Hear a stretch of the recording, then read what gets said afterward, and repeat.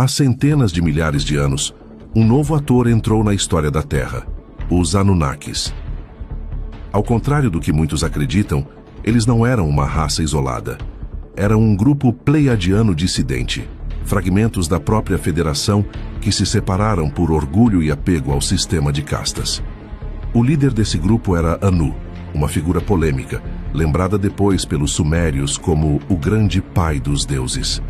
Anu trazia uma linhagem crística em sua origem.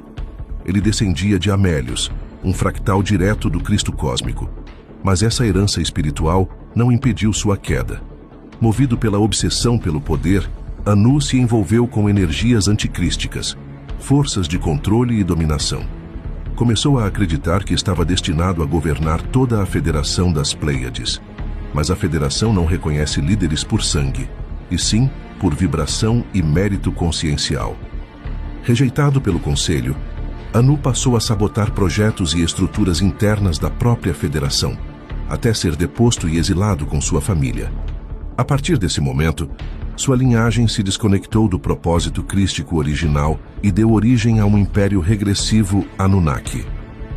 Instalado em Nibiru, um planeta-nave que com o tempo se desvinculou das rotas federativas, Anu reuniu em torno de si diversas raças dissidentes, entre elas reptilianos negativados e híbridos. Foi ali que nasceu uma das alianças regressivas mais poderosas já formadas no nosso sistema. Nibiru se tornou o centro de comando dessas forças contrárias à evolução coletiva. Com o tempo, os Anunnakis consolidaram um império baseado em castas e dominação. Usaram genética avançada, engenharia social e manipulação energética para expandir seu domínio sobre outras civilizações. Mas um problema interno começou a crescer. A atmosfera de Nibiru começou a se degradar. O mau uso das tecnologias e as guerras internas estavam tornando o planeta instável. Para conter a degradação atmosférica, cientistas Anunnakis começaram uma corrida frenética por substâncias que salvariam o planeta. Foi então que descobriram que o ouro tinha propriedades capazes de estabilizar o campo eletromagnético de Nibiru. Era a única chance de sobrevivência do Império. Essa busca por ouro os levou até a Terra, o planeta azul rico em metais e recursos únicos. Mas havia um detalhe. A Terra já era habitada. Atlantes, lemurianos e outras civilizações coexistiam aqui, cada uma em seu propósito evolutivo. Você já ouviu falar dos Anunnakis como seres antigos, poderosos e misteriosos, mas poucos conhecem a história real de sua chegada à Terra e os primeiros conflitos que marcaram sua presença no planeta. Fique até o final, porque vamos revelar a outra face da história esquecida. Há centenas de milhares de anos, 2 herdeiros da família Anunnaki foram enviados à Terra à frente de delegações. Enki, o gênio da engenharia genética, e Enlil, o herdeiro real voltado para a guerra e controle. Sua missão era clara: iniciar a extração de ouro, essencial para restaurar a atmosfera deteriorada de Nibiru. Enki, primogênito de Anu, era considerado um bastardo por não ser fruto da união oficial com a rainha Anunnaki. Mesmo assim, era um gênio da engenharia genética, respeitado entre seus pares, e liderava delegações científicas, tratando suas criações como verdadeiras obras de arte biológica. Já Enlil, o sucessor legítimo, representava o braço bélico dos Anunnakis. Filho da união oficial de Anu, carregava a semente real, o DNA puro da linhagem de poder Anunnaki. Frio, disciplinado e totalmente alinhado à visão de dominação de seu pai, Enlil era moldado para guerra, ordem e controle. Ao chegar ao planeta, os Anunnaki se estabeleceram em regiões afastadas da África, escolhendo áreas pouco povoadas. Logo descobriram vastas reservas minerais, incluindo ouro e urânio. Enki tratava de seus interesses e pesquisas genéticas com cuidado, criando projetos de forma precisa e controlada, enquanto Enlil cuidava da segurança e expansão territorial das bases. Durante suas operações, os Anunnakis se depararam com povos intraterrenos, oriundos de Agartha, que não constavam em seus registros. Esses habitantes possuíam assentamentos na superfície. Eles sobreviviam a eras a cataclismos, mantendo suas culturas e territórios protegidos. O contato gerou tensão imediata.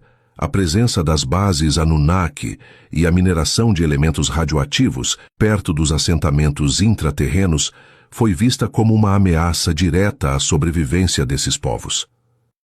Os povos reagiram contra a expansão e mineração Anunnaki, para proteger seus territórios e campos energéticos vitais. A resistência resultou em um conflito aberto que destruiu estruturas e causou cataclismos locais. Ao chegarem à Terra, os Anunnakis encontraram vastas reservas minerais. O ouro era abundante e logo se tornou prioridade para projetos de estabilização atmosférica de seu mundo natal. Mas havia algo ainda mais valioso sob o solo terrestre: o urânio. Um elemento radioativo com potencial para combustíveis energéticos e armas de alta potência.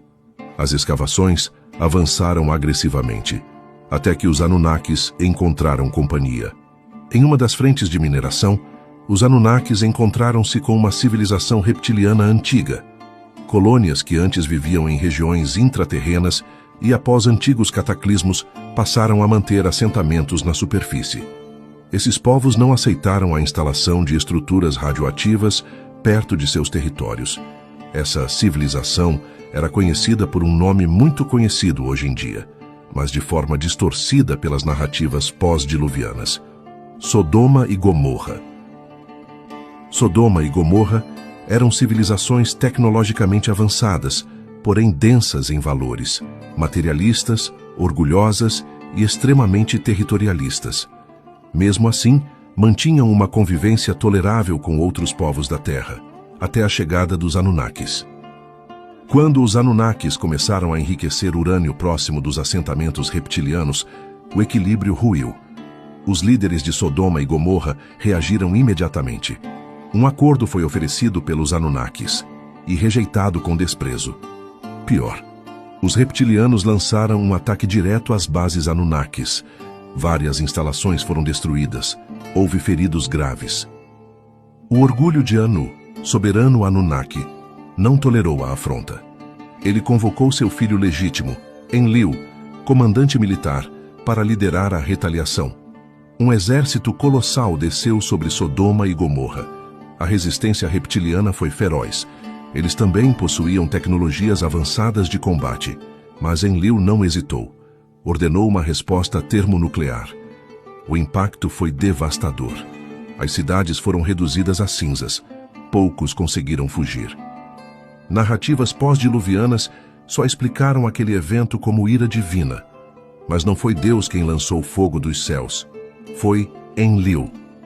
A destruição de Sodoma e Gomorra não foi apenas um evento limitado à Terra. Ela repercutiu em toda a galáxia. Anu, líder dos Anunnakis, já havia se desligado da Federação Pleiadiana. Mas ao liberar o uso de armamento termonuclear contra uma raça que fazia parte de outros pactos federativos, ele violou um tratado cósmico. E quando isso acontece, você é convocado a prestar contas diante do Conselho Cósmico. Mas quem foi no lugar de Anu foi Enki, o primogênito mestre geneticista, e mais que isso, um excelente orador. Enki tentou justificar o massacre, dizendo que os Anunnakis apenas revidaram, que Sodoma e Gomorra começaram a guerra, e em partes isso era verdade, mas o Conselho sabia, a retaliação foi brutal e desproporcional. A decisão foi firmada. Os Anunnakis não seriam exilados, seriam responsabilizados. Eles iriam auxiliar a restaurar o equilíbrio da Terra por meio de um novo projeto adâmico. Mas havia um diferencial. Os 3 primeiros projetos que se deram em Mu, Lemúria e Atlântida vieram prontos de outros sistemas, mas desta vez, o genoma não viria pronto. Seria criado a partir da própria Terra. Nascia ali o 4º projeto adâmico. Um plano ousado: desenvolver uma espécie humana nativa do planeta com potencial para expandir consciência e acolher fractais negativados. Entretanto, como frequentemente ocorria entre os Anunnakis, a proposta original foi distorcida.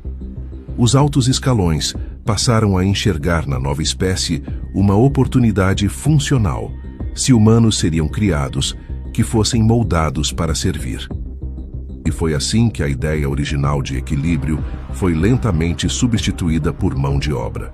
O nascimento do Homo sapiens não aconteceu apenas por necessidade dos Anunnakis. O verdadeiro motivo estava escondido nas consequências de um evento cósmico devastador chamado a Grande Guerra de Órion.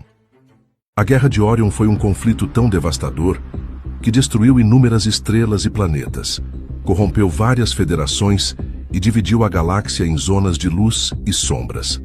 Essa guerra deixou bilhões de fractais de consciência em estados de negativação extrema.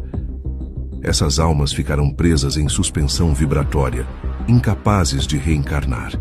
Se fossem lançadas de volta ao universo sem controle, destruiriam qualquer projeto evolutivo. Então as federações de luz assumiram uma missão: alocar esses fractais em mundos de regeneração. Mas havia um problema. Não bastava apenas enviar essas consciências para um planeta. Era preciso criar um corpo, um veículo biológico avançado o suficiente para suportar tamanha carga vibratória e, ao mesmo tempo, oferecer experiências que transformassem caos em consciência. Foi aí que surgiu a ideia dos grandes projetos adâmicos em planetas como a Terra, que impulsionassem esse processo.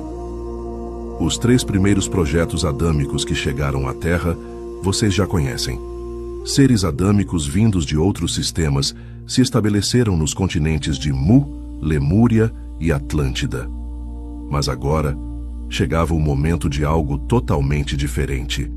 Um projeto mais ousado, mais ambicioso. O 4º projeto adâmico.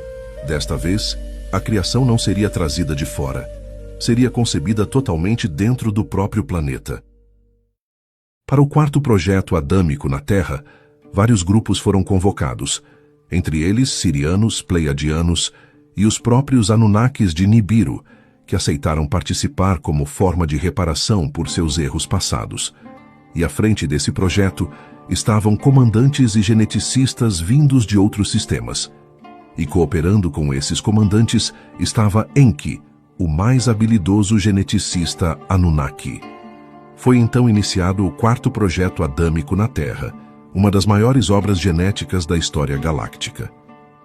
Na codificação desse projeto, foram usados fragmentos genéticos dos 3 projetos adâmicos anteriores, que foram somados a contribuições genéticas de raças estelares variadas e até mesmo da própria linhagem Anunnaki. A base genética escolhida para essa criação foram de seres primitivos que estavam no planeta, os Neandertais e Cro-Magnons, descendentes de projetos antigos e degradados. Sob supervisão das federações, Enki combinou aquele DNA primitivo com códigos avançados e genes de adaptação extrema. O resultado? Um ser capaz de aprender símbolos, decodificar imagens complexas, interpretar e reconhecer padrões, criar com facilidade, acessar memória expandida e desenvolver habilidades psíquicas elevadas. Assim nasceu o primeiro Homo sapiens adâmico da Terra, portador de 12 fitas de DNA. Uma estrutura genética tão avançada que a ciência moderna ainda tenta explicar como surgiu tão de repente. O famoso elo perdido não foi uma evolução natural, foi uma intervenção. À medida que os primeiros Homo sapiens se multiplicavam, algo extraordinário acontecia. Eles evoluíam rápido demais, transmitindo conhecimento não só por genes, mas por cultura. As federações de luz observavam. O projeto humano era perfeito para receber os fractais suspensos da Guerra de Órion. Mas nem todos tinham boas intenções. Para os Anunnakis mineradores, cansados e ambiciosos, os humanos eram mão de obra pronta. Algumas linhagens de Homo sapiens foram conduzidas às minas, modificadas geneticamente para a obediência, tornando-se devotas e submissas aos seus senhores Anunnakis. Enquanto isso, Enki se apaixonava por suas criações. Ele ensinava técnicas de construção, organização e observação da natureza, tentando manter a centelha de consciência humana. Enlil, por outro lado, via isso como risco. Quanto mais consciência, menos controle. Nesse berço da humanidade, nascia também a divisão entre linhagens. De um lado, humanos elevados conectados às federações de luz, com potencial para despertar e desenvolver habilidades especiais. Do outro lado, humanos manipulados pelos Anunnakis, submetidos a castas e cultos, limitados e controlados. Essa divisão daria origem a miscigenações futuras, criando a diversidade biológica que vemos hoje. Linhagens se misturaram, novos projetos nasceram, alguns mais puros e conscientes, outros moldados para servir. E aqui vai um detalhe curioso. Entre as linhagens mais elevadas, surgiram traços genéticos raros como o sangue O negativo, um marcador de linhagens exógenas ligadas às raças estelares que participaram do projeto. Durante o projeto, os Anunnakis elaboraram também um método eficiente para garantir sua supremacia sobre os humanos, a manipulação cultural. Cada grupo se apresentava como divindade suprema, moldando religiões, rituais e crenças em torno de suas próprias narrativas. Cada um queria se provar como o supremo entre os deuses, e para isso formava facções, exércitos e seguidores devotos. A Terra, então, se tornava palco de uma disputa entre grupos, onde os Anunnakis queriam se afirmar como deuses supremos, enquanto as federações de luz trabalhavam para manter o equilíbrio e a evolução da espécie. Assim, desde o início, a humanidade caminhava dividida. De um lado, servos e devotos. Do outro lado, humanos com potencial de despertar. Alguns conflitos emergiram nesse processo, mas acordos foram feitos, e cada grupo manteve-se em seu projeto, evitando que as disputas destruíssem o plano geral. Mas nem tudo podia ser controlado. Um evento crítico estava prestes a impactar todo o rumo do projeto adâmico. Um coordenador pleiadiano, responsável por alocar fractais negativados na Terra, se corrompeu. Seu nome era Caligasto. Com suas ações, ele faria uma jogada que mudaria de vez o destino do planeta e o caminho da humanidade. No auge dos projetos adâmicos, tudo caminhava dentro de uma ordem razoável. Cada raça estelar desenvolvia seus próprios grupos humanos, e apesar das disputas, havia um certo equilíbrio. Até que um único ser rompeu esse equilíbrio. Seu nome? Caligasto. Caligasto era uma consciência pleiadiana com grande influência na Terra. Ele era responsável por coordenar processos encarnatórios e alocações de fractais exilados. Mas ele se corrompeu. A corrupção de Caligasto não foi instantânea. Ela começou de forma sutil, dentro da mente. Mesmo sendo uma consciência altamente capacitada, ele desenvolveu orgulho, ambição e apego ao poder. E foi exatamente isso que abriu as primeiras brechas. Essas fissuras psíquicas permitiram que consciências anticrísticas, especializadas em manipulação mental, começassem a influenciar silenciosamente suas decisões. Influenciado pela energia anticrística, fruto de contatos com facções involutivas, Caligasto tomou uma decisão que mudaria para sempre a história do planeta. Abriu as portas da Terra para bilhões de fractais densos e destruídos. O planeta literalmente negativou, e a psicosfera da Terra começou a se tornar uma malha fechada de dor, corrupção e esquecimento. Algumas federações mais elevadas, percebendo o risco, retiraram muitos de seus projetos, realocando-os para outros orbes para não serem contaminados. Com isso, o gradiente energético do planeta despencou, e os grupos regressivos, especialmente os Anunnakis, aproveitaram o vácuo vibracional para consolidar ainda mais o controle. Entre os exilados trazidos por Caligasto, havia um grupo em destaque, os Capelinos. Mais de 1 bilhão deles foram enviados para cá. Muitos haviam perdido a conexão com o processo evolutivo positivo. Eram fixados na matéria, obcecados por poder, guerras, dominação. A ideia era que, em novas experiências, eles pudessem reverter sua negatividade. Mas a Terra, como destino, tornou tudo ainda mais caótico. Ao todo, 32 bilhões de fractais de vários sistemas foram realocados para cá. em um projeto que só comportava alguns milhões. Com isso, o desequilíbrio se tornou extremo, tanto no plano físico quanto nos planos sutis. Para evitar um colapso maior, os conselhos superiores decretaram quarentena planetária. Uma barreira de frequência foi instalada ao redor da Terra. Contato com o cosmo suspenso. A Terra não era mais um laboratório. Virou um planeta-prisão. Por seus atos, Caligasto foi aprisionado e hoje responde processos administrativos no Conselho Cósmico. Mas a história não acaba aqui, porque tempos depois uma infiltração silenciosa aconteceria, algo que mudaria ainda mais o rumo da experiência humana. Após a queda de Caligasto, a Terra entrou em quarentena planetária. Com a chegada de bilhões de fractais densos, exilados de orbes colapsados, a densidade planetária aumentou e os campos de experiência sutis se tornaram instáveis. Nesse cenário, facções regressivas encontraram brechas para atuar livremente. Entre elas estavam Chopats, uma raça psíquica ligada à energia anticrística, reptilianos, draconianos e insectoides, raças que atuavam nos bastidores do plano físico e energético. O resultado foi uma guerra silenciosa pelo controle das massas, impulsionando conflitos internos e acelerando a negativação do planeta. Por consequência desses eventos, os campos mentais e astrais do planeta começaram a se densificar. O acúmulo de consciências em desequilíbrio, marcadas por traumas, vícios emocionais e padrões destrutivos, formou zonas de congestão vibracional.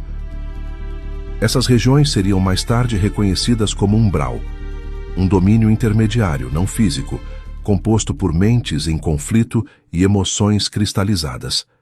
Ali, as raças vampíricas, como os Chopats, e grupos regressivos de reptilianos, draconianos e insectoides, encontraram um terreno fértil. Criaram campos de extração energética, onde se alimentavam do medo, da dor e do apego emocional dos fractais desequilibrados. Já no plano físico, as manipulações e degradações no projeto humano só aumentavam. Alguns Anunnakis, movidos por interesses próprios, começaram a se envolver com humanos que ainda possuíam as 12 fitas de DNA ativas. Dessas uniões, surgiram seres híbridos, dotados de força descomunal, longevidade e habilidades psíquicas elevadas. As narrativas pós-diluvianas chamaram esses seres de Nefilins. Embora esses seres possuíssem grande potencial, eles foram negativados pelo ambiente ao redor e passaram a desenvolver aspectos corrompidos e hostis. Nesse período, muitos continentes ancestrais ainda estavam estabelecidos no planeta, e eles foram muito influenciados pelos grupos regressivos que estavam no campo planetário. Atlântida, já parcialmente corrompida, funcionava como centro estratégico de manipulação para os Anunnakis. Muitos seres, como Enki e seu filho Marduk, interagiam constantemente com esse continente. Em Atlântida, diversos grupos desviados do propósito original e movidos por ambição passaram a praticar formas de magia densa. Aos poucos, alinharam-se com forças negativas já presentes no campo planetário e intensificaram o uso irresponsável de tecnologias perigosas, acelerando ainda mais a queda vibracional do continente. Isso fez surgir rachas internos entre grupos de luz alinhados com a Federação e grupos anticrísticos alinhados a entidades regressivas. Mesmo com o planeta mergulhado em densidade, a Terra não foi abandonada. Diversos mestres e consciências estelares, vindos de ordens crísticas e confederações de luz, atravessaram os véus dimensionais para auxiliar a humanidade. Eles sabiam que o ambiente estava hostil, que a mente humana já estava fragmentada e contaminada por padrões de medo, dominação e ignorância. Escolas iniciáticas foram erguidas. Templos sagrados foram alinhados a pontos de força da Terra. Cada estrutura era mais do que pedra. Era um portal de reconexão com a energia crística universal. Houve sociedades secretas, linhagens sacerdotais e ordens de mistério trabalhando silenciosamente para manter esse fio de luz ativo no planeta. Entretanto, nem todo conhecimento permaneceu puro.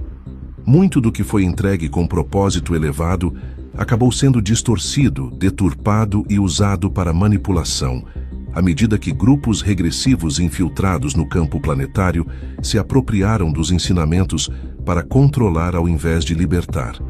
O que deveria ser sabedoria virou dogma. O que deveria ser libertação virou sacerdócio de poder.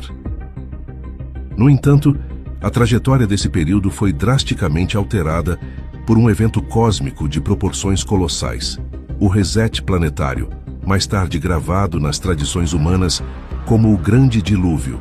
Há cerca de 12.500 anos, a Terra passou por um dos maiores eventos de sua história. Um acontecimento que mudou não apenas a geografia do planeta, mas também o rumo de toda a experiência humana e espiritual em Gaia. Esse episódio ficou conhecido como o Grande Dilúvio. O dilúvio não foi consequência de um evento isolado. Foi o resultado da soma de múltiplos fatores cósmicos e terrestres que culminaram em um reset planetário inevitável. Tudo começou com um ciclo solar natural, que ocorre quando o Sol entra em uma fase de explosões intensas, ao se alinhar com regiões elevadas do campo galáctico. Essa atividade energética potencializou mudanças climáticas severas no planeta. Ao mesmo tempo, Nibiru, o planeta-nave dos Anunnakis, e outro corpo celeste conhecido como Herculovus, o segundo Sol, aproximavam-se da Terra. Essas passagens provocaram grandes perturbações gravitacionais. Essa combinação de forças cósmicas, o ciclo solar, a aproximação de Nibiru e a interferência gravitacional de Herculovus coincidiu com a forte densificação planetária causada pela degradação vibracional na superfície terrestre. Naquele tempo, o uso irresponsável de tecnologias cristalinas e nucleares, aliado às guerras internas entre facções Anunnakis e Atlantes, abriu rupturas no campo energético da Terra. O planeta, já fragilizado e saturado, entrou em colapso.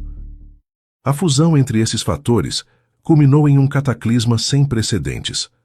O eixo terrestre se alterou, oceanos subterrâneos romperam suas barreiras e se uniram às águas da superfície, submergindo continentes inteiros e apagando civilizações que haviam florescido por milênios.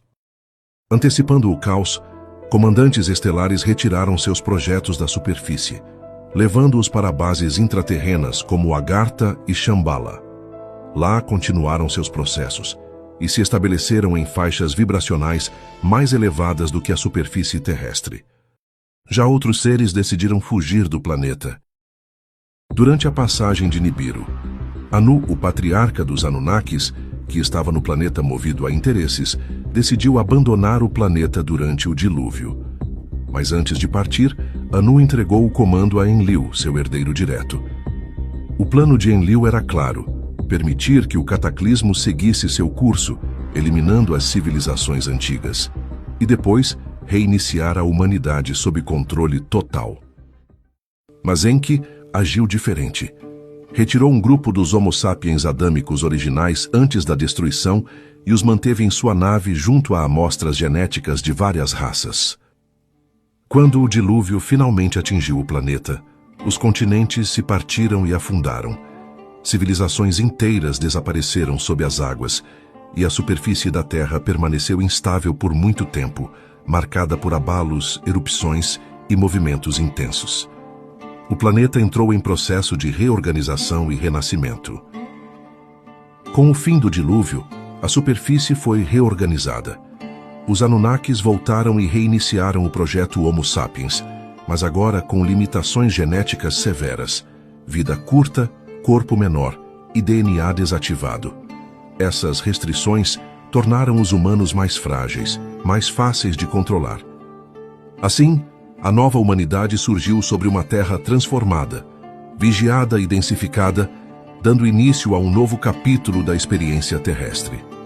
No próximo episódio, revelarei o que aconteceu após esse reset planetário. Como muitos grupos ficaram presos na Terra e como começou a nova disputa pelo controle da humanidade.